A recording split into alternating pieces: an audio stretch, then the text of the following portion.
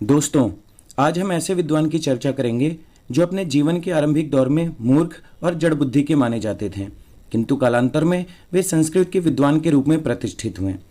वह कौन सी घटना थी जिसने उनके जीवन को एक नई दिशा प्रदान की? हम बात कर रहे हैं वरदराज की।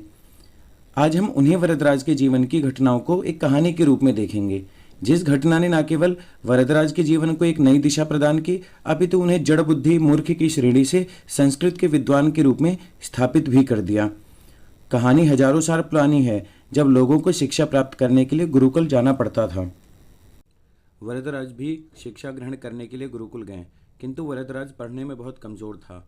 सब उसका मजाक उड़ाते थे। गुरुजी जो पढ़ाते वरदराज को समझने में कठिनाई होती और वह पढ़ाए गए पाठ को याद भी नहीं रख पाता था, इसलिए उसका मन पढ़ाई में नहीं लगता था। उसके सभी साथी उच्च कक्षा में चले जाते थे, किंतु वरदराज कई वर्षों से एक ही कक्षा में पढ़ रहा था।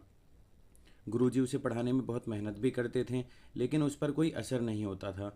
अंत में हारकर गुरुजी ने उसे आश्रम से निकाल दिया। वह भारी मन से दुखी होकर वहाँ से जाने लगा। रास्ते में वह सोचने लगा कि घर जाकर पिताजी के सामने क्या मुंह दिखाएगा, कैसे कहेगा कि गुरुजी ने उसे निकाल दिया है। जाते जाते रास्ते में उसे प्यास लगी। उसने एक कुआं देखा। वह कुएं के पास गया और वहां रखे बाल्टी से पानी निकालकर पिया।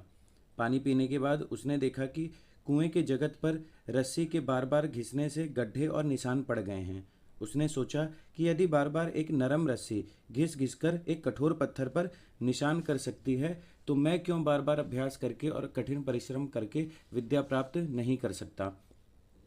यह सोचकर वह गुरुकुल की ओर मुड़ जाता है। उसे वापस आया देखकर गुरुजी ने पूछा, क्या बात है वरदराज, घर क्यों नहीं गए?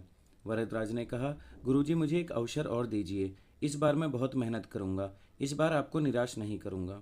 गुरुजी उसके आत्मविश्वास को देखकर बहुत खुश हुए और उसे फिर पढ़ाना शुरू किया। वरदराज इस बार मन लगाकर पढ़ने लगा।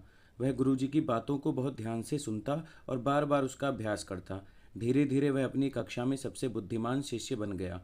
गुरुजी अब उसकी प्रशंसा करने लगे।